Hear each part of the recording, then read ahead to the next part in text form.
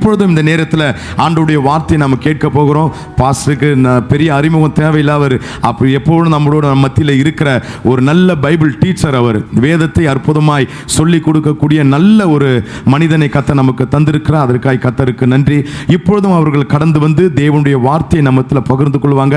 Pastor John Samuel அவர்கள் நம்ம மத்தியில் இருப்பது மகிழ்ச்சி. கரங்களை தட்டி அவரை வரவேற்கலாம். அவர் நம்ம மத்தியில் வந்து ஹல்லேலூயா. இந்த மனமகிழ்ச்சி நாளிலே இந்த மாலை ஆராதனைக்கு வந்திருக்கிற உங்கள் யாவரையும் ஆண்டவராகிய இயேசுவின் நாமத்தினாலே நான் வாழ்த்துகிறேன்.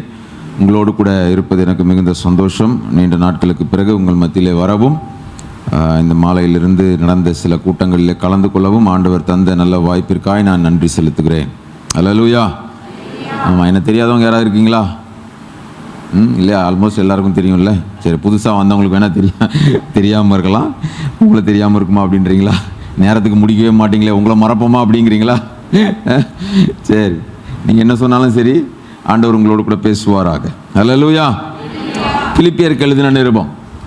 அப்போஸ்தலனாகிய பவுல் பிலிப்பி திருச்சபைக்கு எழுதின அந்த நிருபத்திற்கு நேராக நம்முடைய கவனங்களை திருப்பலாம்.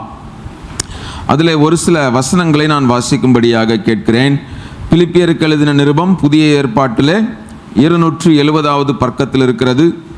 அதில் 2வது வசனத்திலிருந்து வாசிங்க பார்க்கலாம். பிலிப்பியர் 1வது அதிகாரம் 2ஆம் வசனத்திலிருந்து. நம்முடைய பிதாவாகிய தேவனாலும் கர்த்தராகிய இயேசு கிறிஸ்துவினாலும் உங்களுக்கு கிருபையும் சமாதானமும் உண்டாவதாக.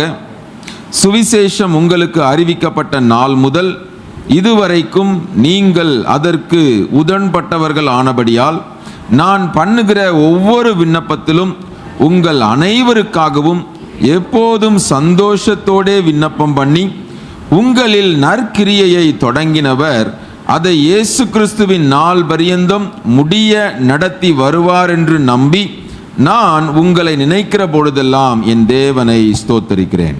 போதும், நீங்கள் எல்லாரும் சேர்ந்து வாசிச்சது எனக்கு ரொம்ப சந்தோஷம். இது நல்லா இருந்துச்சு. இந்த மெத்தட் நான் இப்போ தான் பார்க்குறேன். சரி, கர்த்தர் உங்களை ஆசீர்வதிப்பாராக.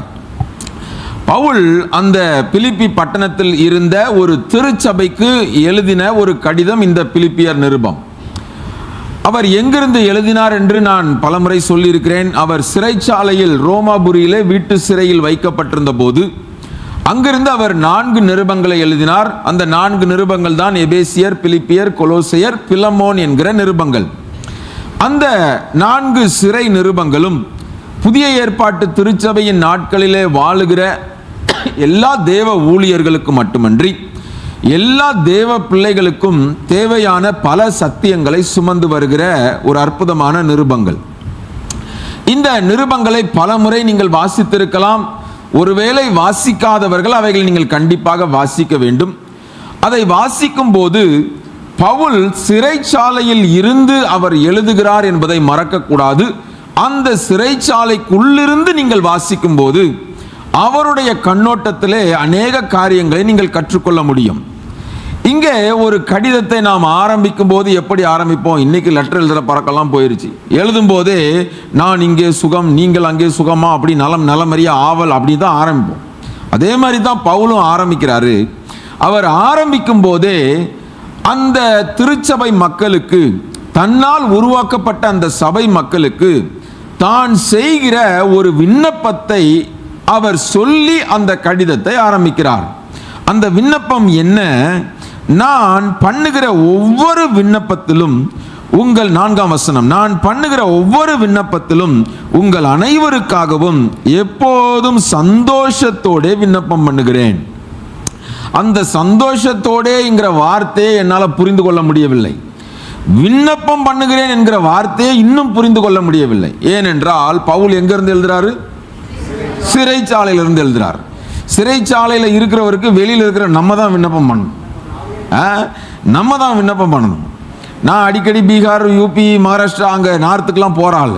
என்னையை பிடிச்சி யாரோ ஜெயிலில் அங்கே போட்டாருன்னு வச்சுக்கோங்களேன், ஏன் நமக்கு என்ன பயமா? யோகி ஆதித்யநாத் தான் நமக்கு பிடிக்காது, நம்மளை பார்த்தாலே அவருக்கு பிடிக்காது. நான் பாட்டுக்கு எங்கேயோ போகும்போது பிடிச்சி உள்ளே போட்டார்னா யார் ஜெபம் பண்ணுவார்? பாஸ்டர் என்ன பண்ணுவார்? அனௌன்ஸ் பண்ணுவார், இது மாதிரி நம்மள்ட்ட ஒருத்தர் வருவார், அவர் பிடிச்சி உள்ளே போட்டாங்க, அவருக்காக நம்ம சபையாரா என்ன பண்ணுவோம்? ஊக்கமாக ஜெபம் பண்ணுவோம், நீங்கள் தான் எனக்கு பண்ணுவீங்க. ஆனால் பவுல் எல்லாத்துலேயுமே வித்தியாசமான ஆள். அவர் சிறைச்சாலையில் சிறை வைக்கப்பட்டிருக்கிறார். அங்கிருந்து அவர் சொல்றாரு, சபை மக்களே, நான் பண்ணுகிற ஒவ்வொரு விண்ணப்பத்திலும் உங்கள் அனைவருக்காகவும் எப்போதும் கடமைக்குன்னு விண்ணப்பம் பண்ணலையா, சந்தோஷத்தோட விண்ணப்பம் பண்ணுகிறாராம். அது இன்னும் ஆச்சரியம். விண்ணப்பம் பண்றதே பெரிய விஷயம். இதுல ஐயோ இந்த சபை மக்களுக்காக விண்ணப்பம் பண்ணி ஆகணுமே, வேற வழி இல்லாம பண்ணலையா, சந்தோஷத்தோட பண்ணுகிறாராம். என்ன விண்ணப்பம்ன்றது அதை விட ஆச்சரியம்.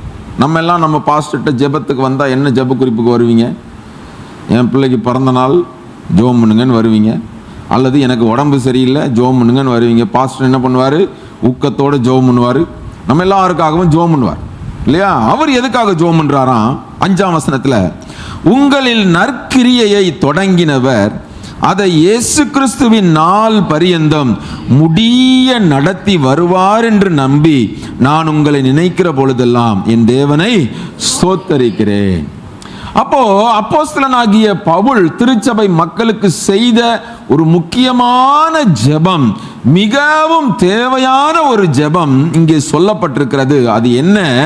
உங்களில் நற்கிரியையை தொடங்கினவர் அதை இயேசு கிறிஸ்துவின் நாள் பரியந்தம், அதாவது அவருடைய வருகையின் நாள் பரியந்தம் நீங்கள் அந்த நற்கிரியையை காத்து கொள்வதற்கு, அந்த நற்கிரியையில நிலைத்திருப்பதற்கு, அதிலே நடப்பதற்கு உதவி செய்வார் என்று நம்பி நான் விண்ணப்பம் பண்ணுகிறேன் என்று சொல்லுகிறார். ஹல்லேலூயா. அப்போ நமக்கு எல்லாருக்கும் பலவிதமான ஜெப குறிப்புகள் உலகத்தில் இருந்தாலும், பலவிதமான தேவைகளின் மத்தியில் நம்ம வாழ்ந்தாலும், நம்ம எல்லாருக்கும் ஒரு பெரிய ஆவிக்குரிய தேவை ஒன்று இருக்கிறது. அது என்ன? ஆண்டவருடைய பிள்ளையாக நீங்களும் நானும் மாறின நாளிலேயே ஆண்டவர் ஒரு நற்கிரியையை நம்முடைய வாழ்க்கையில தொடங்கிவிட்டார். சரியா? ஆண்டவருடைய பிள்ளையாக மாறின அந்த நாளிலேயே இந்த நற்கிரியை நம்முடைய வாழ்க்கையிலே தொடங்கப்பட்டிருக்கிறது. ஆனால் தொடங்கின அதே இடத்துல நாம் நின்று விடக்கூடாது. நமக்கு ஒரு ஆவிக்குரிய ஓட்டம் கொடுக்கப்பட்டிருக்கிறது. அந்த ஓட்டத்தில் கடைசி வரை ஓடி வெற்றி பெறுகிற வரை அந்த நற்கிரியையை தொடங்கினவர் அதை இயேசு கிறிஸ்துவின் நாள் பரியந்தம். நமக்கு 2 நம்பிக்கை இருக்கு. ஒன்று, இயேசு கிறிஸ்துவின் வருகையில் அவரை சந்திப்போம். இல்லைன்னா ஒருவேளை அவருடைய வருகைக்கு முன்னர் மரணம் நம்மை சந்திக்குமானால் மரித்து அவருடைய வருகையிலே உயிர்த்தெழுந்த அவரை சந்திப்போம் மகிமையின் சரீரத்திலே. ஹல்லேலூயா. அந்த நாள் பரியந்தம் அவர் தொடங்கின அந்த நற்கிரியை நம்மிடத்திலே நிலைத்திருக்க வேண்டும் என்பதற்காக பவுல் விண்ணப்பம் பண்ணுகிறார். ஹல்லேலூயா. அப்ப இன்னைக்கு நிறைய ஜெப குறிப்புகள் நம்ம வாழ்க்கையில இருந்தாலும், ஒரு தேவ ஊழியன் தன்னுடைய சபைக்காக, தன்னால் மேய்க்கப்படுகிற மந்தைக்காக பண்ண வேண்டிய ஒரு முக்கியமான ஜெபம் இந்த ஜெபம். ஆண்டவரே, எனக்கு கொடுத்திருக்கிற ஆத்துமாக்கள், விசுவாசிகள், அவர்களிடத்திலே ஒரு நற்கிரியையை நீர் தொடங்கி இருக்கிறீர், அதை அவர்கள் கடைசி வரை காத்துக்கொள்ள வேண்டுமே என்கிற ஆதங்கம் சிறைச்சாலையில் இருக்கிற பவுலுக்கு இருக்குமானால், இன்றைக்கு தேவனை நடத்துகிற ஒவ்வொரு தலைவருக்கும் இருக்கணும், குடும்பத்தை நடத்துகிற ஒவ்வொரு தலைவர்களுக்கும் இருக்கும். இது ஏதோ ஒரு ஊழியனுக்காக எழுதப்பட்ட கடிதம் இல்லை. அங்க பவுல் எழுதும்போது 1ஆம் வசனத்தில் சொல்றாரு, கிறிஸ்து இயேசுவுக்குள்ளான பரிசுத்தவான்கள் அனைவருக்கும், கண்காணிகளுக்கும், உதவிக்காரருக்கும் எழுதுகிறதாவது. அப்ப பரிசுத்தவான்கள்னா சபையில் இருக்கிற விசுவாசிகள் எல்லாருக்கும், கண்காணிகள்னா உங்களுக்கு மேய்க்கிற வைக்கப்பட்டிருக்கிற உடன் ஊழியர்கள், மேய்ப்பர்கள், மூப்பர்கள், உங்க எல்லாருக்கும் சேர்த்து தான் எழுதுறார். சரியா? அப்போ ஆண்டவர் தந்திருக்கிற இந்த கிறிஸ்தவ ஓட்டத்திலே நாம் கடைசி வரை ஓடி முடிக்க வேண்டும் என்பதுதான் அவருடைய நோக்கம். அதனால தான் பவுல் 1 கொரிந்தியர் 9வது அதிகாரம் 24வது வசனத்தில் சொல்லும் போது, 1 கொரிந்தியர் 9ஆம் அதிகாரம் 24வது வசனத்தில், பந்தய சாலையில் ஓடுகிறவர்கள் எல்லாரும் ஓடுவார்கள், ஆகிலும் ஒருவனே பந்தயத்தை பெறுவான் என்று அறியீர்களா? நீங்கள் எப்படி ஓடணுமா? பெற்றுக்கொள்ளத்தக்கதாக ஓடுங்கள் என்று எழுதுகிறார். வெற்றி பெறத்தக்கதாக ஓடுங்கள் கிடையாது, பெற்றுக்கொள்ளத்தக்கதாக. இப்ப இப்ப பவுல் நம்முடைய ஆவிக்குரிய ஓட்டத்தை ஒரு பந்தய சாலையிலே ஓடுகிற ஓட்ட பந்தய வீரர்களுக்கு அவர் ஒப்பிட்டு காண்பிக்கிறார். உலக பிரகாரமாக செய்யப்படுகிற இந்த ஓட்ட பந்தயத்திற்கும் நம்முடைய ஆவிக்குரிய ஓட்டத்திற்கும் ஒரு பெரிய வித்தியாசம் உண்டு. என்னன்னா, உலக பிரகாரமாக ஒரு 10 பேர் போட்டியில கலந்து ஓடுறாங்கன்னா யார் தான் ஜெயிப்பா? ஒருத்தர் தான் ஜெயிப்பார். ஏன்னா அந்த போட்டி என்னன்னா யார் முன்னாடி வர்றாங்கன்றதுக்கான போட்டி. ஆனா ஆண்டவர் நமக்கு கொடுத்திருக்கிற இந்த பந்தய சாலை என்பது, இங்க உட்கார்ந்து இருக்கிற ஒரு 100 பேர் சேர்ந்து ஓடினாலும் நீங்க 100 பேரும் ஜெயிக்க முடியும். ஏன்னா இந்த போட்டி யாரு முன்னாடி வர்றான்றது கிடையாது, யார் கடைசி வரை வந்து சேருகிறார் என்பதை குறித்தது. ஹல்லேலூயா.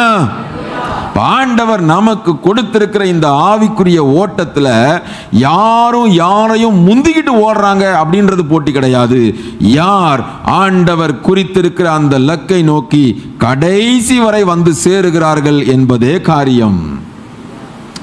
இப்ப இந்த ஆவிக்குரிய ஓட்டத்துல ஆண்டவர் நம்மிடத்திலே தொடங்கி இருக்கிற அந்த நற்கிரியைகளை கடைசி வரை சுமந்து கொண்டு அவர் தந்திருக்கிற அந்த ரட்சிப்பின் அனுபவத்தை காத்து கொண்டு கடைசி வரை ஓடி ஆண்டவர் நமக்கு வைத்திருக்கிற அந்த நித்தியமான வாழ்வை அடையக்கூடாதபடி பல தடைகள் நம்முடைய வாழ்க்கையில நேரிடும். அந்த காரியங்களை எப்படி மேற்கொள்வது, அந்த நற்கிரியைகளை நீங்கள் எப்படி காத்துக்கொள்ள வேண்டும் என்பதற்காக இந்த பிலிப்பியர் நிருபத்திலேயே பவுல் பல ஆலோசனைகளை அந்த பிலிப்பி சபை மக்களுக்கு சொல்லுகிறார். அதையெல்லாம் பேசணும்னா நான் விடிய விடிய பேசணும். ஆனால் ஆவியானவர் என்னுடைய உள்ளத்திலே தந்த நேரம் எவ்வளவு இருக்குதோ அதற்கேற்ற வகையில் ஒரு சில காரியங்களை நான் வேகமாக காண்பிக்க விரும்புகிறேன். இப்போ நம்ம எல்லாரும் ஒரு காரியத்தை நீங்கள் மனசில் தெளிவாக ஆணி அடித்து வச்சுக்கணும். நம்மிடத்தில் நற்கிரியையை தொடங்கினது யாரு? தேவாதி தேவன். கடைசி வரை நம்ம கூட வரப்போறது யாரு? தேவாதி தேவன். கடைசி வரை போய் பெற்றுக்கொள்ளும்படியாக நம்மை அந்த லக்கில் கொண்டு போய் நிறுத்த போகிறது யாரு? அவரே நம்மை நடத்த போகிறார். ஆனா இடையில பல நேரங்களில் சத்ருவானவன் பல காரியங்களை உள்ள கொண்டு வருவான். அது என்ன செய்யும்? நமக்கு நியமித்திருக்கிற இந்த ஓட்டத்திலிருந்து நம்மை அது திசை மாற செய்யும். அந்த தந்திரத்தை நாம் புரிந்து கொண்டோமானால் எளிதிலே நாம் பெற்றுக்கொள்ளும்படியாக ஓடி முடிப்போம். ஹல்லேலூயா. சரி, ஒரு சில காரியங்களை பவுல் சொல்லுகிற காரியங்களை நம்ம வாசிக்கலாம். இந்த பிலிப்பி சபை எப்படி உருவாச்சின்னு பார்த்தீங்கன்னா அது ரொம்ப ஆச்சரியமானது. அது பெரிய பிரசங்கமாயிரும். உங்களுக்கு ஆசையா இருந்துச்சுன்னா அப்போஸ்தலர் 16ஆம் அதிகாரத்தில் வீட்டில் போய் வாசிச்சுக்கோங்க. அப்போஸ்தலர் 16ஆம் அதிகாரத்தில் தான் பவுல் பிலிப்பி பட்டணத்திற்கு வருகிறார். அங்கே எப்படி அவர் சபையை உருவாக்கினார்ன்றது ஒரு பெரிய சரித்திரம். சரியா? நமக்கு பவுலும் சீலாவும் சிறைச்சாலையில் பாடி துதித்தாங்கன்னு தான் தெரியும். ஆனால் அதற்கு அப்புறம் நடந்த காரியங்களை நம்ம நிறைய பேர் அறிந்திருக்க மாட்டோம். நான் நிறைய காரியங்களை பேசியிருக்கிறேன், நீங்கள் யூடியூப்ல பார்த்துக்கோங்க. சரி, இப்படி ஆண்டவர் தந்த நற்கிரியையை காத்துக்கொண்டு அவர் தந்த ரட்சிப்பிலே கடைசி வரை நிலைத்திருப்பதற்கு பவுல் சொல்லுகிற பல ஆலோசனைகளை இந்த நிருபத்திலே வாசிக்கலாம். திருப்பங்க பார்க்கலாம். பிலிப்பியர் 4ஆம் அதிகாரம் 4வது வசனத்தை வாசிங்க. பிலிப்பியர் 4ஆம் அதிகாரம் 4வது வசனம்.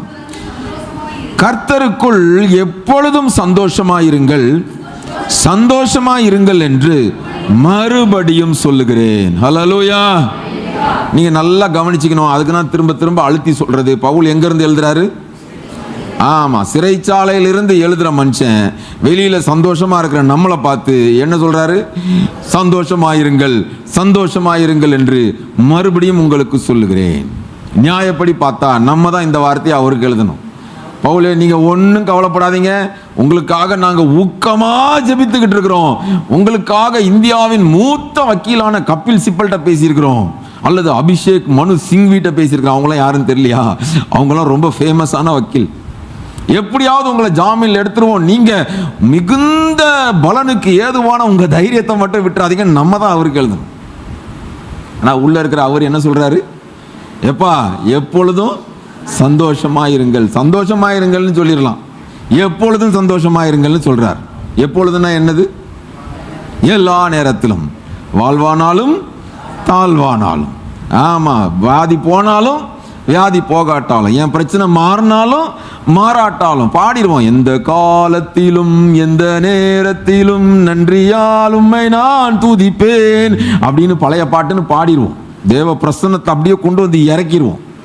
ஆண்டவர் நிறுத்தி நிப்பாட்டு, அந்த எந்த காலத்திலும்னா என்ன டிஃபைன் பண்ணு அப்படின்னு ஒரு கொஸ்டின் மார்க் போட்டு நிறுத்தினார்னா பாதி பேருக்கு வார்த்தையே வராது. நம்ம பாடுற பாட்டு எல்லாமே பொய் தான். அந்த பொய்யெல்லாம் ஆண்டவர் பார்த்துக்கிட்டு பரவாயில்ல என்ன பண்றது, ஏதோ பாடி துதிக்கிறான், சந்தோஷப்பட்டு போவோம், அவர் சந்தோஷப்பட்டு இருக்கிறார். இப்ப பவுல் சொல்றாரு, சங்கீதக்காரனாகிய தாவீது சொல்றான், கர்த்தரை நான் எக்காலத்திலும் ஸ்தோத்தரிப்பேன், அவர் துதி எப்போதும் என் வாயில் இருக்கும். எக்காலத்திலும்னா என்ன, எப்போதும்னா எப்போ? எல்லாம் கர்த்தர் எனக்கு நன்மை செய்தபடியால் அவரை பாடுவேன்னு சொல்ற அனுபவம் நல்ல அனுபவம் தான். ஏன்னா அவர் எனக்கு நன்மை செய்துட்டாரு, அவரை பாடணும். ஆனா ஒன்றும் நடக்காட்டாலும் பாட முடியுமா? பாட முடியுமா? முடியும்னு சொல்றவங்களாம் ஒரு அலையிலையா சொல்லுங்க பார்ப்போம். ஆமா, ஒரு 10 கை தான் உயர்ந்திருக்கு. சரி, பாட முடியலன்னா இன்னையில இருந்து பிராக்டிஸ் பண்ணிக்கோங்க. சரியா? ஆண்டவர் நமக்கு கேட்கிற வார்த்தைகளுக்கு அல்லது நாம் வைக்கிற விண்ணப்பங்களுக்கு உடனே பதில் கொடுத்துட்டா நல்லது. ஆனா உடனே பதில் கொடுக்கலனா அது என்ன சொல்ல போறேன், அதை விட நல்லது. சொல்லுங்க, பதில் கொடுக்கலனா அது அதை விட நல்லது. ஹல்லேலூயா. ஆமா, பெனினாளுக்கு பிள்ளைகள் இருந்தார்கள், அன்னாளுக்கோ பிள்ளை இல்லாதிருந்தது. அவள் எத்தனை ஆண்டுகள் ஜெபித்தாள் என்று யாருக்கும் தெரியாது. ஆனா அன்னாளுக்கு ஒண்ணு தெரிஞ்சிருந்துச்சு, ஆண்டவர் வசனம் சொல்லுது கர்த்தர் தான் கற்பத்தை அடைத்திருந்தாராம். ஏன்னா பெனினாளுக்கு பிள்ளைகள் இருந்தாலும் ஒரு பிள்ளை பேரும் தெரியாது. ஆனால் அன்னாளுக்கு ஆண்டவர் சாதாரண பிள்ளையை கொடுக்க விரும்பவில்லை, முழு இஸ்ரவேல் தேசத்தையும் கலக்க போகிற சாமுவேல் என்கிற ஒரு பெரிய தீர்க்கதரிசி வெளிப்பட வேண்டுமானால் அன்னாள் காத்திருந்துதான் ஆக வேண்டும். எந்த காலத்திலும் எந்த சூழ்நிலையிலும் தேவனுக்கு செலுத்துகிற மகிமையையும் கனத்தையும் செலுத்த தவறாதிருங்கள். அதைத்தான் பவுல் சொல்றாரு, சிறைச்சாலையில் இருந்து. ஏன்பா துக்கத்தோடு இருக்கிறீங்க? எது உங்களை வேதனைப்படுத்துகிறது? எந்த காரியம் உங்களுடைய துக்கத்தை இன்னும் கூட்டிக் கொண்டே இருக்கிறது? எப்பொழுதும் சந்தோஷமாயிருங்கள், சந்தோஷமாயிருங்கள் என்று சொல்லி சாதாரண மனுஷன் கிடையாது, ஆண்டவருக்காக வைராக்கியமாக செயல்பட்ட ஒரு மனிதன் சிறைச்சாலைக்குள்ள உட்கார்ந்து கொண்டு சங்கிலிகளால் கட்டப்பட்டிருக்கிற நிலைமையில எழுத முடியும்னா நம்மெல்லாம் அவ்வளவு வேதனையிலெல்லாம் இல்லை. பக்கத்தில் இருக்கவங்கள பார்த்து சொல்லுங்க, பக்கத்தில் இருக்கவங்கள பார்த்து கையை பிடிச்சி சொல்லிருங்க பார்ப்போம், நீங்க எப்பொழுதும் சந்தோஷமா இருங்க. ஆமா, சரி. அடுத்து நமக்கு நல்ல தெரிஞ்ச வசனம் 4ஆம் அதிகாரம் 6ஆம் வசனம் 7ஆம் வசனம் வாசிங்க பார்ப்போம். ஆமா, நீங்கள் ஒன்றுக்கும் கவலைப்படாமல் எல்லாவற்றையும் குறித்து உங்கள் விண்ணப்பங்களை ஸ்தோத்திரத்தோடே கூடிய ஜெபத்தினாலும் வேண்டுதலினாலும் தேவனுக்கு தெரியப்படுத்துங்கள். போதும் போதும் போதும், நிறுத்துங்க. இந்த வசனத்தையும் நீங்கள் ஒன்றுக்கும் கவலைப்படாமல், அதை ஸ்ட்ரெஸ் பண்ணி வாசிக்கும். சரியா? நீங்கள் ஒன்றுக்கும் கவலைப்படாமல் எல்லாவற்றையும் குறித்து, அந்த 2 இடத்துல தான் ஸ்ட்ரெஸ் கொடுக்கணும். அப்பதான் நமக்கு தெரியும், ஓஹோ ஒன்றுக்கும் கவலைப்படலன்னா அதுல எல்லாமே அடங்கிருச்சு. அப்போ ஆண்டவர் தந்திருக்கிற இந்த நற்கிரியையை, இந்த ஓட்டத்தை தொடர்ந்து ஓட முடியாதபடிக்கு உங்களுடைய வாழ்க்கையில் இருக்கிற எந்த சூழ்நிலையும் உங்களை மேற்கொண்டு விடக்கூடாது. நீங்கள் தான் அந்த சூழ்நிலையை மேற்கொள்ள வேண்டும் என்று பவுல் சொல்லுகிறார். ஏன் அதை நான் சொல்லுகிறேன்? இந்த வார்த்தையையும் நம்ம தான் பவுலுக்கு சொல்லணும். ஆனா பவுல் எப்பா வெளியில இருக்கிற நம்மளை பார்த்து நீங்க ஒண்ணுக்கும் கவலைப்படாம, யோசிச்சு பாருங்க எப்படி பவுலால் இப்படி எழுத முடிந்தது. ஆண்டவர் ஏன் பவுலை ஒரு உதாரண புருஷனாக நமக்கு காண்பித்து வைத்திருக்கிறார். புதிய ஏற்பாட்டில் எழுதப்பட்டிருக்கிற புத்தகங்கள்ல 42% பவுலுடைய வார்த்தைகள் என்று ஒரு ஸ்டாட்டிஸ்டிக் சொல்லுது. 42% புதிய ஏற்பாட்டில் இருக்கிற நிருபங்கள்லாம் கணக்கு பண்ணி இருக்கிற வார்த்தைகளை நீங்க பார்த்தீங்கன்னா 42% பவுலுடைய வார்த்தைகளாம். ஏன் அந்த ஒரு மனிதனுக்கு ஆண்டவர் அவ்வளவு ஒரு கனத்தை கொடுத்து வைத்திருக்கிறார்? ஆசி பார்த்தீங்களா? எந்த நிலைமையில உட்கார்ந்து இருக்கிறான், ஆனா தான் ஆரம்பித்த சபைக்கு, தான் உருவாக்கின சபைக்கு அவன் சொல்லுகிற ஆலோசனையை பாருங்க. எப்பா, நீங்க எதுக்கு நீங்க கவலைப்படுறீங்க? நீங்க ஒன்றுக்கும் கவலைப்படாமல் எல்லாவற்றையும் ஸ்தோத்திரத்தோட கூடிய ஜெபத்தினால் தேவனுக்கு தெரியப்படுத்துங்க.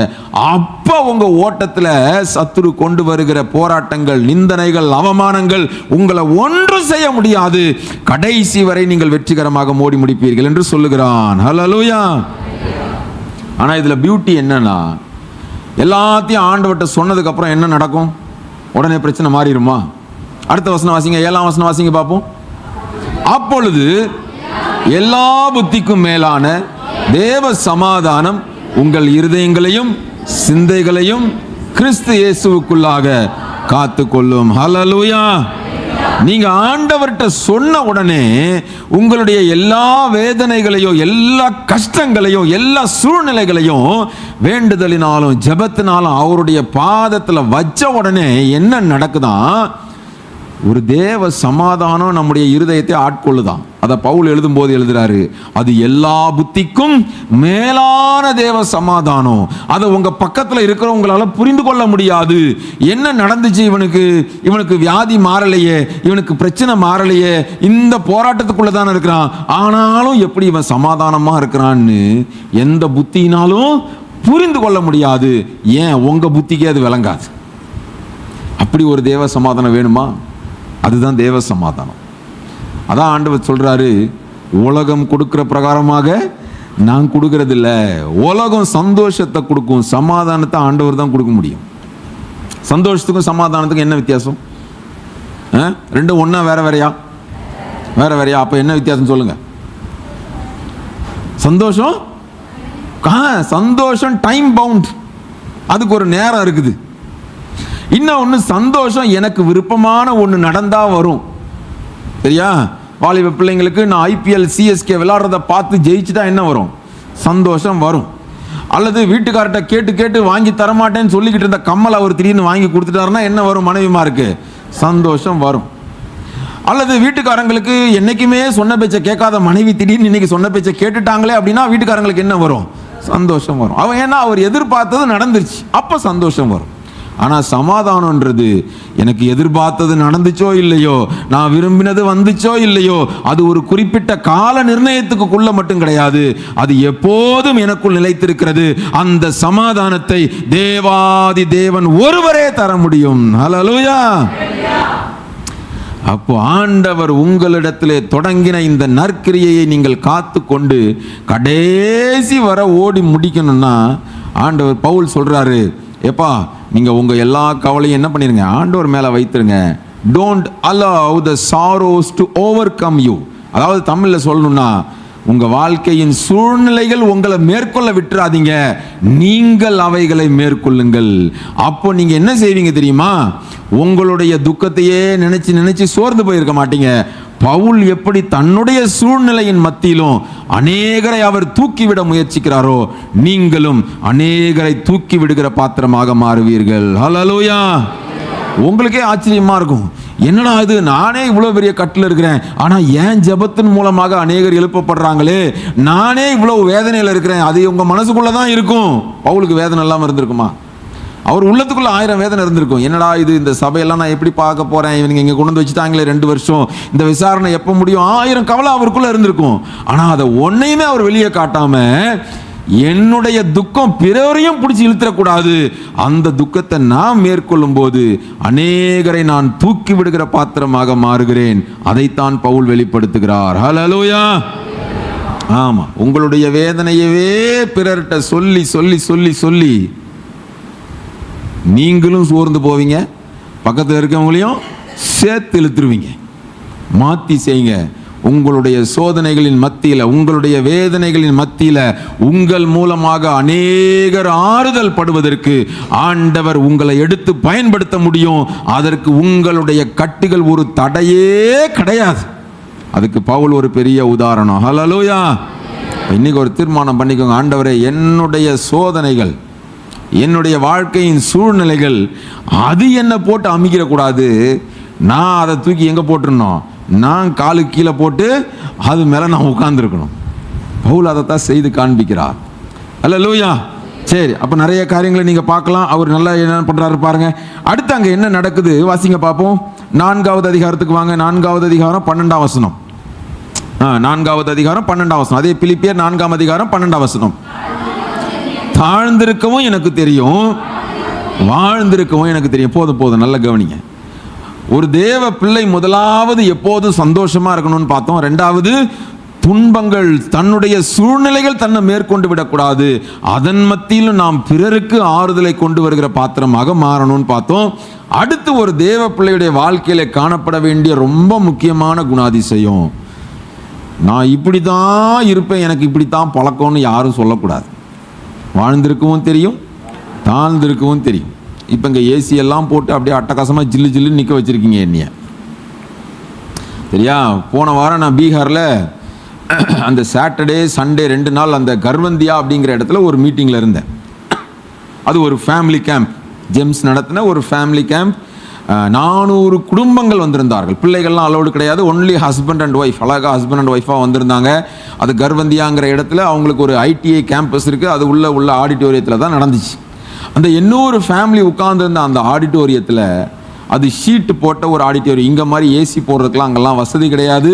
ஏனென்றால் அது நம்ம போன்ற மிஷினரிகளால், நம்முடைய மக்களால், நம்ம மக்கள் தாங்குகிற காணிக்கைகள்னால நடத்தப்படுகிற ஊழியங்கள். அங்கே இப்படி ஏசி ஃபேனே இருக்காது பல நேரத்தில். அங்கே நான் பிரசங்கம் பண்ணது, என் ஷர்ட்டெல்லாம் நீங்கள் பார்த்தீங்கன்னா வேர்த்து ஊற்றி ஈரமாக அப்படியே சொட்டு சொட்டாக இருந்துச்சு. நானும் அப்படி தான் இருந்தேன், எனக்கு டிரான்ஸ்லேட் பண்ண அந்த அண்ணனும் அப்படி தான் இருந்தார். வாழ்ந்திருக்கவும் தெரியணும், தாழ்ந்திருக்கவும் தெரியணும். நாங்கள்லாம் பெரிய ஆட்கள் தெரியுமா, எங்களை கொண்டு வந்து இப்படி நிற்க வச்சிங்கன்னு ஒரு தேவ ஊழியனும் சொல்ல முடியாது. ஒரு தேவ பிள்ளையும் நம்ம வாயில் அந்த வார்த்தை வரக்கூடாது. எந்த நிலைமையில் இருந்தாலும் மனரம்யமாக இருக்க கற்றுக்கொண்டேன்னு பவுல் அதுக்கு முன்னாடி உள்ள வசனத்தில் சொல்றாரு. 11ஆம் வசனத்தில், ஏனெனில் நான் எந்த நிலைமையில் இருந்தாலும் மனரம்யமாக இருக்க கற்றுக்கொண்டேன். அதிலிருந்து பவுல் சொல்லுகிற ஒரு காரியம் என்ன, தேவ பிள்ளைகளே, ஆண்டவர் நற்கிரியையை உங்க வாழ்க்கையில தொடங்கி இருக்கிறாரு. அதுல நீங்க தொடர்ந்து ஓடணும்னா உங்க வாழ்க்கையில வாழ்வும் வரும், சில நேரத்தில் தாழ்வும் வரும். Be ready to accept the ups and downs. நான் அப்படிதான் இங்கிலீஷ்ல எழுதி வச்சிருக்கிறேன். எப்பவுமே ஒரு தேவ பிள்ளை நம்முடைய வாழ்க்கையில வருகிற, எதிர்பாராமல் வருகிற எல்லா நேரத்திலையும் சுமூகமாகவே இருந்துடும் சொல்ல முடியாது. சில நேரத்தில் மேடான சூழ்நிலையின் வழியாக போக வேண்டியது வரும், சில நேரத்தில் பள்ளங்களின் வழியாக போக வேண்டியது வரும். ஒன்று மட்டும் தெரிஞ்சுக்கிறணும், அவர் அறியாதொன்றும் வந்ததில்லை, அவரையே சார்ந்து கொண்டேன். வேண்டாம்ப்பா தம்பி, நேரம் இல்லை அப்படின்னு சாரானவர் வச்சு பாடின பாட்டு, பழைய பாட்டு, அதெல்லாம் நமக்கு தெரியாது. இன்னைக்கு நான் மேட்டின் வழியாக போனாலும், என் வாழ்க்கையில வாழ்ந்திருக்கிற சூழ்நிலை வந்தாலும், தாழ்ந்திருக்கிற சூழ்நிலை வந்தாலும், என் தேவன் அறியாமல் இது வாய்க்கவில்லை என்கிற உறுதி எனக்கு இருக்குன்னா, அவருடைய நற்கிரியை கடைசி வரை தாங்கி பிடித்து கொண்டு ஓடுவதற்கு என் வாழ்க்கையில வருகிற வாழ்வும் தடையா இருக்க முடியாது, தாழ்வும் தடையா இருக்க முடியாது. நம்ம எல்லாம் பல நேரத்தில் தாழ்வு தான் தடை வந்துடும் நினைச்சுக்குவோம். ஆனா பல நேரத்தில் வாழ்வு என்ன செஞ்சிடும், ரொம்ப ஆசீர்வாதமும் நம்மளை என்ன செஞ்சிடும், ஆண்டவரை விட்டு பிரிச்சிரும். அதான் பவுல் எழுதுறாரு, வாழ்வா இருந்தாலும் சரி, தாழ்வா இருந்தாலும் சரி, எனக்கு ரெண்டுமே அத்துப்படி. எனக்கு I am practised, use to everything. சரியா? தேவ பிள்ளைகள் அதுல ரொம்ப கவனமா இருக்கணும். நான் ரொம்ப வருஷமா கார் வச்சிருந்தேன், திடீர்னு கார் இல்லாமல் இருந்தேன். ஒரு 2 வருஷம் காரே இல்லாமல் இருந்தேன். இப்போ தான் வாங்கியிருக்கிறேன். உங்கள் பாஸ்டர் கூட கேட்டார், எங்கே நீங்கள் காரை எடுத்துகிட்டு வரலையான்ட்டு. நான் காரை எடுத்துகிட்டு வரேன், நான் தனியாக வரதுக்கு எதுக்கு, அங்கேருந்து கார் பைக்லேயே வந்துட்டேன். அப்போ அந்த 2 வருஷத்தில் எங்கள் பிள்ளைங்களுக்கு நாங்கள் கற்றுக் கொடுத்தது, நீ பஸ்லையும் போக தெரியணும், ஷேர் ஆட்டோலையும் போக தெரியணும், லோக்கல் ட்ரெயின்லையும் போக தெரியணும், நடந்தும் போக தெரியணும், எல்லாத்தையும் ப்ராக்டிஸ் பண்ணி விட்டாச்சு. இன்றைக்கி அந்த பிள்ளைங்க நாங்கள் கார் இருந்தால் தான் போவோம்னு சொல்ல முடியாது. ஆனால் இன்னைக்கு பேரண்டிங் அப்படின்னு சொல்கிற காரியத்தில் நான் தான் கஷ்டப்பட்டேன், என் பிள்ளை ஒன்றும் கஷ்டப்படக்கூடாதுன்னு சொல்லி எல்லாத்தையும் அதுக்கு ஊட்டி ஊட்டி வளர்த்து கடைசியில் அது தலை மேலே ஏறி மிதிக்கும் வளர்ந்த உடனே. நம்ம பிள்ளை வளர்க்குறதுலேயும் எல்லாத்துலேயும் சொல்லணும், வாழ்க்கையில் இருக்கிற எல்லா சூழ்நிலையும் கடந்து போக தெரியணும். அப்போ தான் அந்த பிள்ளைக்கு தெரியும் லோக்கல் ட்ரெயினில் போகிறவங்க படுற கஷ்டம் என்ன அப்படின்னு. அப்போ தான் அதுக்கு தெரியும். ஒரு ஷேர் ஆட்டோவில் ஏறி போகிறவங்க எப்படி நெருக்கிக்கிட்டு அமைக்கிட்டு போகிறாங்கன்றது தெரியணும் நம்ம பிள்ளைங்களுக்கு. இப்போ இதில் நம்ம தேவ பிள்ளைகள் எப்பவுமே எப்படி இருக்கணும், கவனமாக இருக்கணும். So be ready to accept ups and downs. சரியா? அடுத்து அதே வசனத்தில் அவர் என்ன சொல்கிறாரு, எவ்விடத்திலும் எல்லாவற்றிலும் திருப்தியாக இருக்கவும், பட்டினியாக இருக்கவும், பரிபூரணம் அடையவும், குறைவுபடவும் போதிக்கப்பட்டேன் என்று சொல்லுகிறார். இன்னைக்கு நம்ம எல்லாம் ஒரு என்ன சொல்லுவாங்க, ப்ராஸ்பெரிட்டி தியாலஜி, ப்ராஸ்பெரிட்டி காஸ்பல் தான் அதிகமாக கேட்குறோம். இயேசு வந்துட்டு அவனுக்கு எல்லாம் கொடுத்துருவார், கொட்டிடுவார். ஒரு கார் இருந்தால் 2 கார் ஆயிரும், ஒரு வீடு இருந்தால் 2 வீடு ஆயிரும், அப்புறம் ஒரு பிரச்சனையாக இருந்தால் 4 பிரச்சனையாயிரும். அது சொல்ல மாட்டாங்க. ஆனால் பவுல் சொல்கிறாரு, இப்போ நான் ஆண்டவருடைய பிள்ளை, நான் ஆண்டவருடைய ஊழியத்தை செய்கிறேன், உங்களுக்கெல்லாம் முன்மாதிரியாக வைக்கப்பட்டிருக்கிறேன். நீங்கள் என்ன மாதிரியே இந்த நற்கிரியை கடைசி வரை சுமந்துட்டு ஓடணும்னா நான் எப்படி இருக்கிறேன்னு பாருங்க. குறைவுபடவும் போதிக்கப்பட்டிருக்கிறேன், பரிபூர்ணமாக இருக்கவும் போதிக்கப்பட்டிருக்கிறேன். அப்போ ஒரு தேவ பிள்ளைக்கு நிறைவு வரும்போதும் அதை ஹேண்டில் பண்ண தெரியணும், ஒரு குறைவு வரும்போதும் அதை ஹேண்டில் பண்ண தெரியணும். பலர் இன்னைக்கு அதில் தான் தடுமாறிடுறோம், பல ஊழியர்கள் அதில் தான் தடுமாறிடுறோம். பேதுரு முழுதும் பிரயாசப்பட்டான், ஒரு மீனும் காகப்படலை. ஆண்டவர் சொன்னபடி கொண்டு போய் வலையை போட்டான், வலை கிளியத்தக்கதாக மீன்கள் வந்துச்சு. வலை கிழிஞ்சிச்சா? வலை கிழிஞ்சிச்சா? கிளியத்தக்கதாக. வலை கிழிஞ்சிச்சுன்னா என்ன ஆயிருக்கும்? நிறைஞ்ச மீன் எல்லாம் போயிருக்கும். எல்லாருக்கும் ஆண்டவர் நிறைவா தரணும்னு ஆசை. ஆண்டவர் நிறைவா தருவார். நிறைவா தரும்போது அதை ஒழுங்கா ஹேண்டில் பண்ணலன்னா எல்லாம் கிழிச்சிக்கிட்டு பழையபடி போயிடும். சரியா? அதான் ரொம்ப முக்கியம். நம்ம வாழ்ந்திருக்கவும் தெரியணும், தாழ்ந்திருக்கவும் தெரியணும். பரிபூரணம் அடையும் போதும் அதையும் கவனமாக ஹேண்டில் பண்ணணும். அதை தான் பல நேரத்தில் இன்றைக்கு ஊழியர்கள் தவறி விடுகிறார்கள் என்று நான் பார்க்கிறேன். நான் எத்தனை பேரை பெரிய ரோல் மாடலாக பார்த்த நபர்கள் உண்டு. ஆனால் இன்னைக்கு அவங்களுடைய காரியங்களெல்லாம் பார்க்கும்போது அவர்களுடைய போதனைக்கும் அவங்க வாழ்க்கைக்கும் சம்பந்தமே இல்லை. நிறைவு வந்த உடனே, பரிபூரணம் வந்த உடனே எல்லாம் தலையில மாறிடுச்சு. எனக்கே தெரியுது இன்னைக்கு பார்க்கும்போது ஓட்டம் சரியில்லையே அப்படின்னு சொல்லி. அதான் பவுல் எழுதுகிறார், உங்க வாழ்க்கையில be ready to accept ups and downs. அதே நேரத்தில் பரிபூர்ணம் அடையும் போதும் நீங்க கவனமா இருக்கணும், குறைவுபடும் போதும் கவனமா இருக்கணும். சரி, இப்படி நான் நிறைய காரியங்களை சொல்லிட்டு போய் இப்போ 8:10 ஆயிடுச்சு. சரி, அடுத்து ஒரு காரியத்தை வாசிக்கலாம். 13ஆம் வசனம் வாசிங்க. என்னை பலப்படுத்துகிற கிறிஸ்துவினாலே எல்லாவற்றையும் செய்ய எனக்கு பலன் உண்டு. ஹல்லேலூயா. இந்த உலகத்துல இந்த வாழ்ந்திருக்க, தாழ்ந்திருக்க, பரிபூர்ணம் அடைய, குறைவுபட இதுக்கெல்லாம் நம்முடைய பலன் போதாது. இவைகள் எல்லாவற்றையும் செய்வதற்கு கிறிஸ்துவின் பலன் எனக்கு இருக்கிறது, அது எனக்கு போதுமானது என்று பவுல் சொல்லுகிறார். ஹல்லேலூயா. ஆமா, நம்ம எல்லாவற்றையும் சொல்லும்போது நம்ம வேற எதையோ யோசிச்சுக்குவோம். ஆனால் இந்த கான்டெக்ட்ல சொல்லும்போது நீங்கள் பார்த்தீங்கன்னா பவுல் சொல்றாரு, எப்பா நான் எந்த நிலைமையில் இருந்தாலும் நான் சரியாக என்ன ஹேண்டில் பண்ண முடியும். ஏன்னா இது என்னுடைய பலத்தினால நடக்கிற காரியம் இல்லை, என்னுடைய மாம்ச பலத்தினால செய்யப்படுகிற காரியம் இல்லை, என்னை நடத்துகிற தேவாதி தேவனால் செய்யப்படுகிற காரியம். ஹல்லேலூயா. ஆமா, கிறிஸ்துவை உடையவர்களுக்கும் இல்லாதவர்களுக்கும் அதுதான் வித்தியாசம். ஒருவன் கிறிஸ்துவுக்குள்ள இருக்கிறேன்னு சொல்லுவான்னா இந்த குணாதிசயங்கள்லாம் இருந்து தான் ஆகும். அதெல்லாம் இருக்கும்போது நம்ம தைரியமா சொல்லலாம், ஆண்டவரே நீர் நற்கிரியையை தொடங்கினீர், அதை உம்முடைய நாள் பரியந்தம் என்னை நடத்தி வருவீர் என்று சொல்ல முடியும். ஹல்லேலூயா. ஆமா, அடுத்து 3ஆம் அதிகாரம் 7ஆம் வசனம் வாசிங்க பார்ப்போம். பிலிப்பியர் 3ஆம் அதிகாரம் 7வது வசனம். ஆகிலும் எனக்கு லாபமாயிருந்தவைகள் எவைகளோ அவைகளை கிறிஸ்துவுக்காக நஷ்டம் என்று எண்ணினேன். ஆண்டவருக்குள்ள வருவதற்கு முன்னர் இந்த உலக பிரகாரமாக பல லாபங்கள் நமக்கு இருந்திருக்கும், பல காரியங்கள் நமக்கு அட்வான்டேஜா இருந்திருக்கும். ஆனா ஒருத்தன் கிறிஸ்துவுக்குள்ள வந்துட்டான்னா அவன் புது சிருஷ்டியா இருக்கிறான் அப்படின்னு 1 கொரிந்தியர்ல வாசிக்கிறோம். அப்படின்னா என்ன அர்த்தம்? இதுவரைக்கும் எனக்கு எது உலகம் லாபம்னு காமிச்சிச்சோ அது எல்லாம் எனக்கு லாபம் அல்ல. சங்கீதக்காரன் சொல்லுவது போல, நீரே என் பாத்திரத்தின் பங்குமானீர் என்று சொல்லுகிறான். அவர்தான் நம்முடைய கெயினா மாறணும். நமக்கு எது லாபமாக இருந்ததோ, நம்முடைய படிப்பு லாபமா இருந்திருக்கலாம், நம்முடைய ஆஸ்தி லாபமா இருந்திருக்கலாம், நம்முடைய ஐஸ்வர்யம் லாபமா இருந்திருக்கலாம், நம்முடைய குடும்ப பின்னணி லாபமா இருந்திருக்கலாம், அல்லது நம்முடைய உற்றார் உறவினர் நமக்கு லாபமா இருந்திருக்கலாம். அது எல்லாம் ஒரு நாள் கைவிட்டுட்டு போயிடும். ஆனா அவைகளை எல்லாம் கிறிஸ்துவுக்காக நஷ்டமென்று எண்ணும் போது அவர் நம்முடைய சொத்தும் சுதந்திரமுமாக மாறுகிறார். ஹல்லேலூயா. ஆமா, இந்த உலகத்தில் உங்களுக்கு எதுவுமே இல்லாமல் இருக்கலாம். எனக்கு ரொம்ப பிடிச்ச ஸ்டேட்மெண்ட், நான் அடிக்கடி சொல்ற ஸ்டேட்மெண்ட். உங்களுக்கு படிப்பு இல்லாமல் இருக்கலாம், பதவி இல்லாம இருக்கலாம், ஆஸ்தி ஐஸ்வர்யம், வீடு, உற்றார் உறவினர், நேசிக்கிறதற்கு மனிதர்கள் யாருமே இல்லாம இருக்கலாம். ஆனா உங்களோடு இயேசு இருப்பாரானால் உங்களை போல நிறைவானவர்கள் இந்த உலகத்திலே கிடையாது. ஹல்லேலூயா. ஆனா உங்களுக்கு எல்லாமே இருக்கலாம். படிப்பு இருக்கலாம், அழகு இருக்கலாம், அறிவு இருக்கலாம், நல்ல சுகம் இருக்கலாம், ஆரோக்கியம் இருக்கலாம், குடும்ப பின்னணி இருக்கலாம்.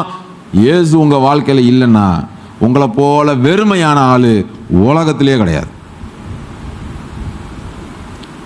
அதனால தான் பவுல் சொல்லுகிறார், என்னை பலப்படுத்துகிற கிறிஸ்துவினால எல்லாவற்றையும் எனக்கு செய்ய பலன் உண்டு. அதே நேரத்தில் அந்த கிறிஸ்துவுக்காக எல்லாத்தையும் நான் நஷ்டம் என்றேன். அப்படின்னா என்ன அர்த்தம்? அவர் தான் என் வாழ்க்கையில பிரையாரிட்டி. அவருடைய இடத்தை வேறு எதற்கும் என்னால் கொடுக்க முடியாது. ஏனென்றால் அவருக்கே என்னுடைய வாழ்க்கையில் முதலிடம் என்று சொல்லி நான் வாழும்போது அவர் நியமித்த ஓட்டத்தில் கடைசி வரை ஓடி முடிக்க அவர் உதவி செய்கிறார். ஹல்லேலூயா. ஏன்னா பவுல் அதுக்கு முன்னாடி அவருடைய வாழ்க்கையை பற்றி எழுதுறார். நான் நியாயப்பிரமாணத்தில் கற்று தேர்ந்தவனா இருந்தேன், நான் நியாயப்பிரமாணத்தின்படி பரிசேயன், பென்யமின் கோத்திரத்தான், அப்படி இப்படின்னு சொல்லி யூத மார்க்கத்தின்படி அவருக்கு இருந்த குவாலிட்டிஸ் எல்லாம் எழுதுறார். இஸ்ரவேல் குடிமகன் மட்டும் கிடையாது, அவர் ரோம குடியுரிமை வேற பெற்றிருந்தார், டுவல் சிட்டிசன்ஷிப். அதை எல்லாத்தையும் தூக்கி போட்டுட்டு கிறிஸ்துவுக்காக அவர் ஓடிக்கொண்டே இருந்ததை அவர் சொல்லுகிறார். அதே காரியத்தை தான் பிலிப்பி சபை மக்களை நீங்களும் செய்யணும் அப்படின்னு சொல்றார். அடுத்து ஒரு காரியத்தை சொல்றார் பாருங்க, 10ஆம் வசனம் வாசிங்க. இப்படி நான் அவரையும் அவருடைய உயிர்த்தெழுதலின் வல்லமையையும் அவருடைய பாடுகளின் ஐக்கியத்தையும் அறிகிறதற்கும் அவருடைய மரணத்திற்கு ஒப்பான மரணத்திற்கு உள்ளாகி எப்படி ஆயினும் நான் மரித்தோரில் இருந்து உயிரோடு எழுந்திருப்பதற்கு தகுதியாகும்படிக்கு. நல்லா கவனிங்க, அடுத்து அவர் சொல்றது, நான் எப்படியாவது மரித்தோரில் இருந்து உயிர்த்தெழுவதற்கு தகுதியாகும்படிக்கு. அப்படின்னா என்ன சொல்றாரு? நான் என்னதான் இருந்தாலும் மரிக்க தான் போறேன் என்னைக்காவது ஒரு நாள். ஆனா கடைசி நாள்ல என் மீட்பர் ஒருவர் இங்கே வரப்போகிறார். அவர் வெளிப்படுகிற நாளில் மரித்தவர்கள், கிறிஸ்துவுக்குள் மரித்தவர்கள் உயிரோடு எழுந்திருப்பார்கள் என்று ஒரு வாக்கு பண்ணி இருக்கிறார். அன்றைக்கு நான் உயிரோடு எழுந்திருப்பதற்கு தகுதியாகும்படிக்கு என்ன செய்யறாராம்? அடுத்த வசனத்துல, அவருக்காக எல்லாவற்றையும் நஷ்டம் என்று விட்டேன், குப்பையுமாக எண்ணுகிறேன். ஹல்லேலூயா. நமக்கு ஒரு பெரிய நம்பிக்கை இருக்கிறது. இந்த ஜென்மத்தில் செத்துட்டு அடுத்த ஜென்மத்தில் நம்ம நாயா பிறக்க போறதில்லை. ஒரே வாழ்க்கை தான் கொடுக்கப்பட்டிருக்கிறது, ஒரே தரம் மரணம் கொடுக்கப்பட்டிருக்கிறது. ஒன்று அவருடைய வருகையில நேரடியாக அவரை சந்திப்போம், அல்லது கிறிஸ்துவுக்குள்ளாக மரித்தவர்கள் உயிரோடு எழுந்திருப்போம். அந்த மகிமையின் நாளுக்காக நான் என் வாழ்க்கையில் இருக்கிற எல்லாவற்றையும் நஷ்டம் என்று எண்ணினேன், குப்பையுமாக விட்டேன் என்று சொல்லுகிறார். ஹல்லேலூயா. அந்த நம்பிக்கை, அந்த நிச்சயம் நமக்கு இருக்கும்போது நம்முடைய ஓட்டத்தை எதுவும் தடை செய்ய முடியாது.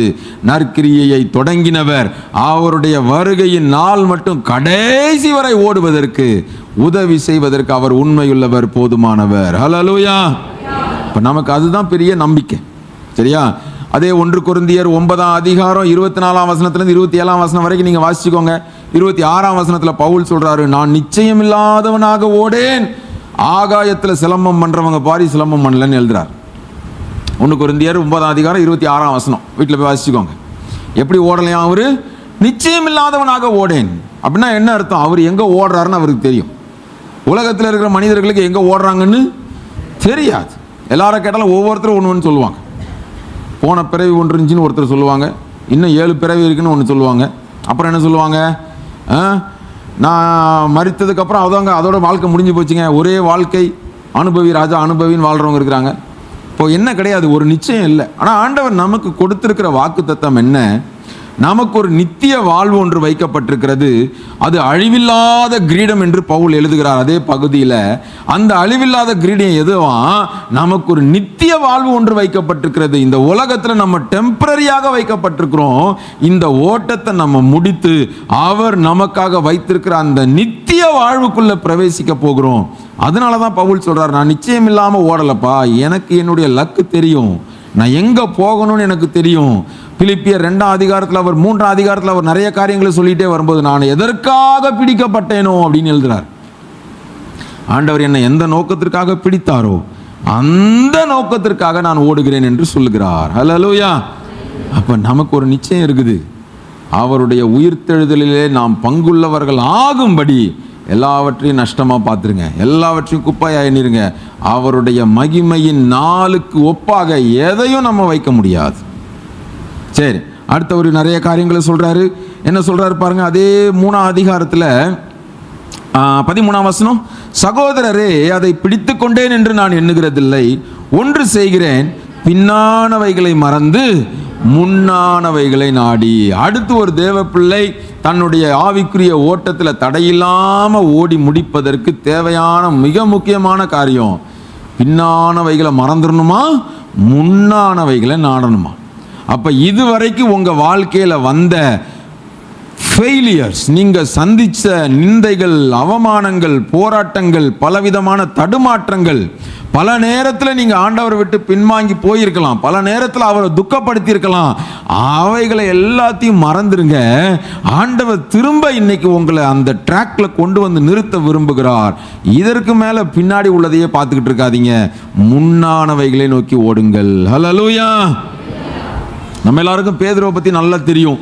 அவர் எல்லாத்துலேயும் அவசரம் கொடுக்க தான், நான் முன்னாடி நிற்கிறேன்னு பேசி பேசி கடைசியில் எல்லாருக்கும் பின்னாடி போனவர் அவர் தான். இயேசுவை பிடிச்சிட்டு போகும்போது வசனம் சொல்லுது, பேதுரு அவரை தூரத்தில் பின்பற்றினானாம். ஆண்டவரை தூரத்தில் பின்பற்றினாலே ப்ராப்ளம் தான். நாம் அவரோடு இணைந்து நடக்க வேண்டியவர்கள். அவர் தோளிலே சுமக்கிறாருன்னு பாட்டு மட்டும் பாடிட்டு போயிடக்கூடாது. நம்ம இணைந்து அவரோடு நடக்க வேண்டியவர்கள், அவரை விட்டுட்டு தூரம் நடக்க வேண்டியவர்கள் கிடையாது. ஆவுன்னா கத்திய தூக்கி காதை வெட்டுற பேதுரு, ஒரு பெண் நின்று கேள்வி கேட்ட உடனே பதில் சொல்ல முடியல, அவனை அறியேன் அப்படின்ட்டார். சபிக்கவும் சத்தியம் பண்ணவும் தொடங்கினேன்ட்டார். மரித்து உயிர் தெழுந்த பின்னர் இயேசு 2 தடவை தரிசனம் கொடுக்கிறார், வந்து பூட்டின அறைக்குள்ள வந்து தரிசனம் கொடுக்கிறார். அதை பார்த்த பிறகும் பேதுரு யோவான் 21 அதிகாரத்தில் கூட 6 பேரை கூட்டிக்கிட்டு எங்கே போயிட்டாரு, மீன் பிடிக்க தான் போனார். இயேசு என்ன பண்ணியிருக்கணும், நியாயப்படி போய் அட படுபாவிகளா, உங்களுக்காக நான் மரித்திருக்கேன், உங்கள்கிட்ட தரிசனம் வேற கொடுத்துருக்க, உன்னை பார்த்து தான் பரலோகத்தின் திறவுகோலை உனக்கு கொடுக்குறேன்னு சொல்லி இருக்க, உன்னை கொண்டு தான் பெரிய தரிசனத்தெல்லாம் நான் வச்சிருக்கேன், நீயும் கெட்டு போனது இல்லாமல் மனுஷனை பிடிக்கிறவனாக மாற்றுவேன்னு உன்னை சொல்லியிருந்தேன், நீ இன்னும் கூட 4 பேரை கூட்டிகிட்டு மீன் பிடிக்க போயிட்டியே அப்படின்னு சொல்லிட்டு அட பேய்களா அப்படின்னு வந்து திட்டினாரா. அங்கே வந்து சொல்கிறார் இயேசு, பிள்ளைகளே சாப்பிடுவதற்கு ஏதாகலும் உண்டான்னு கேட்குறார். திரும்ப கேட்குறார், நீ என்னை நேசிக்கிறாயா, நீ என்ன நேசிக்கிறாயா, நீ என்ன நேசிக்கிறாயான்னு எத்தனை தடவை கேட்குறாரு, 3 தடவை கேட்குறாரு. 3 தடவை மறுதளிச்சல, திரும்ப 3 தடவை சொல்லு. 3ஆவது தடவை பேதுரு சொல்றாரு, ஐயா ஆண்டவரே அது உமக்கு தெரியும் ஆண்டவரே. அந்த பேதுருவை தான் அவனுடைய பழைய வாழ்க்கை, பின்னான வாழ்க்கை, ரொம்ப ஃபெயிலியர், தடுமாற்றத்தினாலே நிறைந்திருந்த வாழ்க்கையை ஆண்டவர் மறக்க வச்சு, பேதுருவே பின்னானவைகளை மறந்துரு, முன்னானவைகளை பாரு, உன்னை கொண்டு நிறைவேற்ற வேண்டிய தரிசனத்தை நான் உன்னை கொண்டு தான் செய்து முடிக்க விரும்புகிறேன். அந்த நிச்சயத்தோடு பேதுரு எழும்புகிறான். ஒரே பிரசங்கத்தில் 3000 பேர் ரட்சிக்கப்படுகிறார்கள், ஒரே பிரசங்கத்தில் 5000 பேர் ரட்சிக்கப்படுகிறார்கள். ஹல்லேலூயா. உங்க வாழ்க்கையில நீங்க சந்திச்ச ஃபெயிலியர்ஸ், நிந்தனைகள், போராட்டங்கள், அவமானங்கள், அது உங்களை பின்னாடி பிடிச்சி இழுத்துறக்கூடாது. அப்ப பின்னானவைகளை மறக்கிறதுன்றது வெறும் ஃபெயிலியர்ஸ் மட்டும் கிடையாது. பல நேரத்தில் நம்முடைய சாதனைகள் நம்மளை பின்னாடி பிடிச்சி இழுத்துரும். நான் சாதித்த காரியங்களையே பேசி பேசி, நான் ஆண்டவருக்காக அது பண்ண தெரியுமா, இது பண்ண தெரியுமா, அப்படி பண்ண தெரியுமா, இப்படி பண்ண தெரியுமா, அதுவும் நம்மளை பின்னாடி பிடிச்சி இழுத்துரும். 1 ராஜாக்கள் 19ஆம் அதிகாரத்தில் எலியாவுடைய வாழ்க்கையிலே பார்க்குறோம். 400 தீர்க்கதரிசிகளெல்லாம் வெட்டிட்டு பெருமலையின் இறைச்சல தேசத்தில் கொண்டு வந்துட்டு ஆகாவின் ரரத்துக்கு முன்னாடியெல்லாம் ஓடிட்டு, அடுத்த 19ஆம் அதிகாரத்தில் ஒரு பொம்பளை மிரட்டின உடனே என்ன பண்ணிட்டு இருக்கிறார், போய் சூறை செடிக்கில் போய் படுத்துட்டார். போதும் ஆண்டவரே, என்னை விட்டுருங்க ஆண்டவரே, நான் உமக்காக பக்தி வைராக்கியமாக இருந்தேன், அப்படி இருந்தேன், இப்படி இருந்தேன், அதை செஞ்சேன், இதை செஞ்சேன். அவருடைய சாதனையே என்ன பண்ணிருச்சு, பின்னாடி பிடிச்சி இழுக்குது. நீ இவ்வளோ சாதிச்சு ஒரு மாற்றத்தையும் நீ பார்க்கலையே, அதுவும் நம்மளை பின்னாடி இழுத்துடக்கூடாது. அதான் பவுல் சொல்றாரு, நான் பின்னானவைகளை மறந்து அப்படின்னு பவுல் சொன்னார்னா என்ன தெரியுமா, நான் கொரிந்து பட்டணத்தில் போராட்டத்தின் மட்டியில் 18 மாதம் தங்கியிருந்து ஒரு பெரிய சபையை உருவாக்கிட்டேன், அதையும் மறந்துடுவேன். அதை பெரிய சாதனையாவே வச்சுக்கிட்டு இருக்க மாட்டேன். தெசலோனிக்கே பட்டணத்தில் பெரிய போராட்டத்தின் மத்தியில் ஒரு பெரிய சபையை உருவாக்குனேன், அந்த சாதனையே பிடிச்சிக்கிட்டு நிற்க மாட்டேன். எபேசு பட்டணத்தில் மிகப்பெரிய போராட்டங்கள் இருந்தது, அங்க 3 ஆண்டுகள் தங்கி ஒரு பெரிய திருச்சபையை உண்டாக்குனேன், அந்த சாதனையும் பிடிச்சிக்கிட்டு நிற்க மாட்டேன். ஏன் பிலிப்பி சபை மக்களே, உங்க சபையவே நான் சிறைச்சாலைக்குள்ள இருந்து தான் உண்டாக்குனேன், அந்த சாதனையும் பிடிச்சிக்கிட்டு இருக்க மாட்டேன். அவைகள் எல்லாம் பின்னானவைகள். ஆண்டவர் என்னை கொண்டு செய்ய வேண்டிய அநேக காரியங்கள் இன்னும் இருக்கிறது. நான் செய்து முடித்த காரியங்களிலேயே திருப்தி அடைய மாட்டேன், முன்னானவைகளை நோக்கி ஓடுவேன் என்று பவுல் எழுதுகிறார். ஹல்லேலூயா. அந்த உறுதி தான் ஒரு தேவ பிள்ளைக்கு இருக்கணும். எந்த நிலைமையிலும் பின்னானவைகள் என்று சொல்லுகிற என் வாழ்க்கையில் நான் சந்தித்த நெகட்டிவ் சைட்ஸும் என்னை இழுத்துறக்கூடாது, நான் செய்த பாசிட்டிவான காரியங்களும் என்னை இழுத்துறக்கூடாது. அந்த கவனம் ஒரு தேவ பிள்ளைக்கு இருக்குன்னா அவருடைய வருகை மட்டும் அல்லது நம்முடைய மரணம் மட்டும் அவருக்குள்ளாக அவர் நியமித்த ஓட்டத்தில் சரியாக மோடி முடிப்போம். ஹல்லேலூயா. அடுத்து பவுல் சொல்ற காரியத்தை வாசிங்க பார்ப்போம். இன்னும் நிறைய இருக்கு, ஆனால் நான் ஒன்று சொல்லி முடிக்கிறேன். 3வது அதிகாரத்தில் 20வது வசனம் வாசிங்க.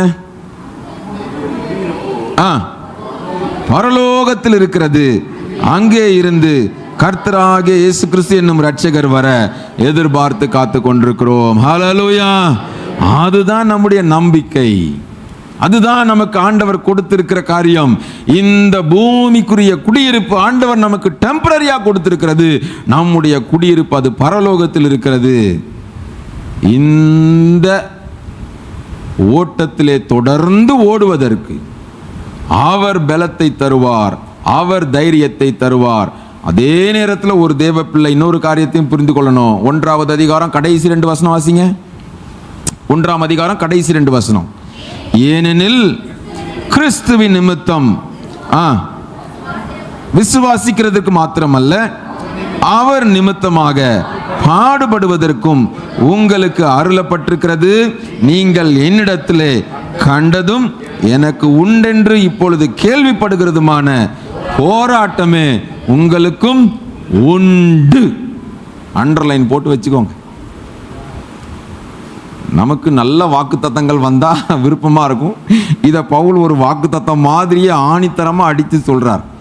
கிறிஸ்துவிடத்திலே விசுவாசிக்கிறதற்கு மட்டுமல்ல, அவர் நிமித்தம் பாடுபடுவதற்கு. அவர் நிமித்தம் அப்படின்னா என்ன அர்த்தம்? அவருடைய ராஜ்யத்தின் வேலைக்காக, அவருடைய சுவிசேஷத்துக்காக, அவருடைய சேவைக்காக ஒரு சில பாடுகளையும் படுவதற்கு எந்த தேவ பிள்ளையும் ஆயத்தமாக இருக்க வேண்டும். அந்த தெளிவு இருக்குன்னா ஊழியத்தின் பாதையிலும் சரி, ஆவிக்குரிய ஓட்டத்திலும் சரி, கிறிஸ்தவ ஜீவியத்திலும் சரி, வருகிற எந்த நிந்தனைகள், பாடுகள், அவமானங்கள் எதுவும் நம்மை கிறிஸ்துவின் அன்பை விட்டு பிரிக்காது என்று நிச்சயித்திருக்கிறேன் என்று பவுல் எழுதுகிறாரே. ரோமருக்கு எழுதின நிருபம் 8வது அதிகாரத்தில் மரணமானாலும் ஜீவனானாலும் சாவானாலும் உயர்வானாலும் தாழ்வானாலும் நிகழ்காரியமானாலும் வருங்காரியமானாலும் கிறிஸ்துவின் அன்பை விட்டு பிரிப்பவன் யார்?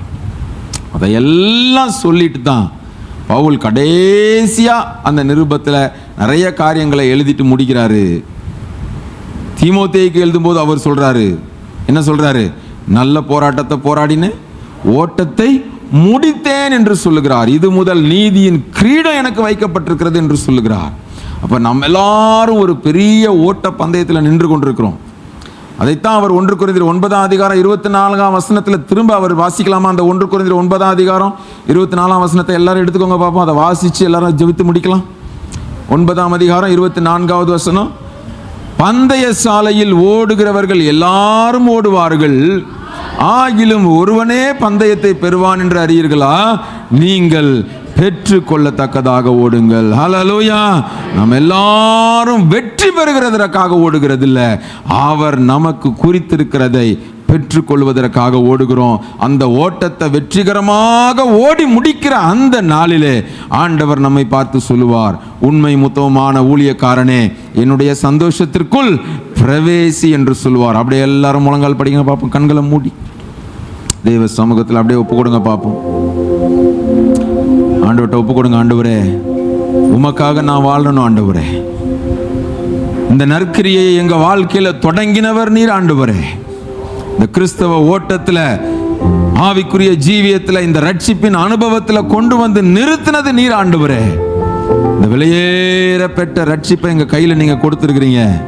இந்த ரட்சிப்பின் பாத்திரத்தை எடுத்துக்கொண்டு கடைசி வரை, ஒன்று எங்களுடைய மரணத்தின் நாள் வரை அல்லது உம்முடைய வருகையின் நாள் வரை, கடைசி வரை உம்மை உறுதியாக பற்றி கொண்டு நீர் எங்களுக்கு நியமித்திருக்கிற ஓட்டத்திலே பொறுமையோடு ஓடத்தக்கதாக ஆண்டவர் நீர் எங்களுக்கு பலன் தருகிறதற்காக நன்றி செலுத்துகிறோம் ஆண்டவரே. ஆண்டவர்கிட்ட சொல்லுங்க, ஆண்டவரே ஒருபோதும் எங்களுடைய துக்கம் எங்களை மேற்கொண்டு விடக்கூடாது.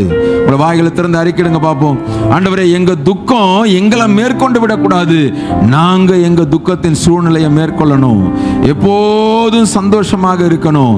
வாழ்ந்திருக்கவும் எங்களுக்கு தெரியணும், தாழ்ந்திருக்கவும் எங்களுக்கு தெரியணும். பரிபூரணத்திலும் நாங்கள் நேர்த்தியாக நடக்கணும்.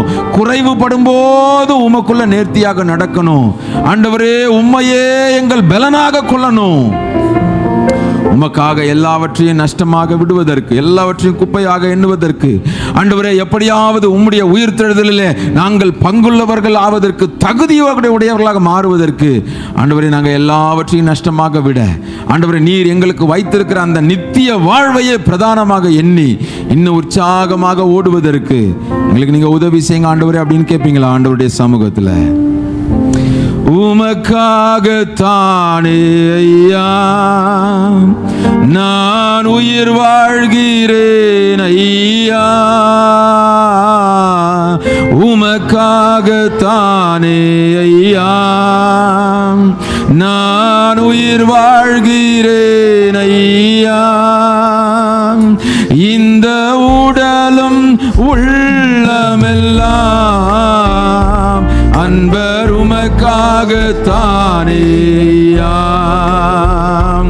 இந்த உடலும் உள்ளமெல்லாம்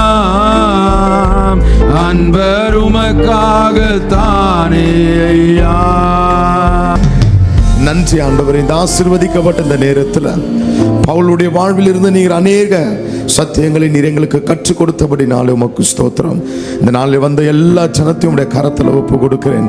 கர்த்தருடைய ஆவியானவர் கேட்ட சத்தியத்தில் இவர்கள் எல்லாரும் நிலைத்து நின்று கனி கொடுத்து வெற்றி உள்ள வாழ்க்கை வாழ பரிசுத்த தேவன் கிருபை தருவீராக. உடைய வல்லமை உள்ள கரம் தாங்கி கொள்ளட்டும். கிறிஸ்துவுக்காய் இவர்கள் ஒவ்வொருவரும் துணிந்து வாழ உதவி செய்யுங்க. உலக கவலைகளினால ஆண்டவரே இவர்கள் அமிழ்ந்து போகாதபடிக்கு தேவனுக்காய் முழு மூச்சாய் நிற்க, இறுதி வரை தேவனை மாத்திரம் பின்பற்ற கர்த்தருடைய ஜனத்திற்கு பலனை தருவீராக. உடைய வல்லமை உள்ள கரத்தில் ஒப்பு கொடுக்கிறேன். ஒவ்வொருவரும் பெற்றுக்கொள்ளத்தக்கதாய் ஓட கர்த்தர் கிருபை தருவீராக. நாமம் மகிமை பெறட்டும்.